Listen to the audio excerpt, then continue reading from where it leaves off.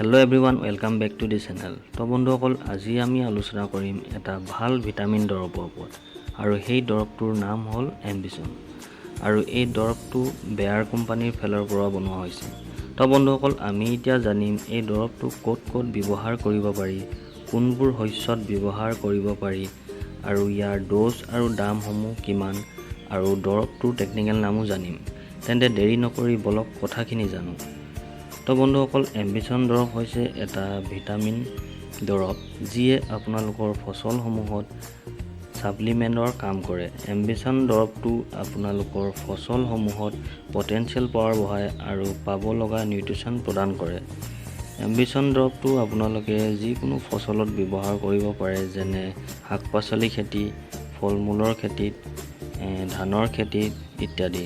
আৰু এম্বিশন দৰৱটো আপোনালোকে আৰু বেলেগ কীটনাশক বা NPK বা ফাংগিসাইড দৰৱ লগত ব্যৱহাৰ কৰিও মাৰিব পাৰি।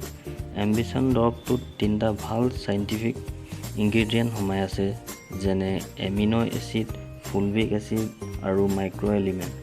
এইকেইটা ইনগ্ৰেডিয়েন্ট সোমাই থকাৰ বাবে ফচলসমূহক ষ্ট্ৰং আৰু হেলথি কৰি তোলে।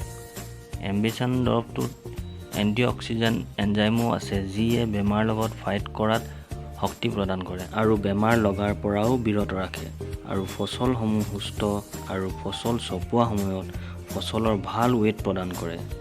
এম্বিশন দৰৱটোৰ টেকনিক্যাল নাম হৈছে এমিনো এচিড আৰু ফুলভিক এচিড। আৰু এতিয়া আহিছোঁ ড'জৰ ওপৰত। 15 লিটাৰ পানীৰ কাৰণে আপোনালোকে 40 ml এম্বিশন দৰৱটো দিব আৰু ডাঙৰ ড্ৰামত যদি ব্যৱহাৰ কৰে তেন্তে 150 লিটাৰ পানীত 400 ml দৰৱটো দিব। এম্বিশন দৰৱটোৰ সাইজ 100 ml পৰা 1 লিটাৰলৈকে থাকে।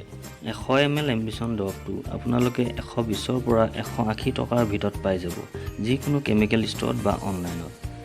তো বন্ধুসকল আজিলৈ ইমানেই আছিল এম্বিশন দৰৱটোৰ ওপৰত আপোনালোকক গোটেই কথাখিনি জনালোঁ আৰু আগন্তুক আহিব লগা ভিডিঅ'সমূহত বেলেগ দৰৱৰ বিষয়ে জনাই থাকিম। তেন্তে আজিলৈ ইমানতে এৰিছোঁ, ধন্যবাদ।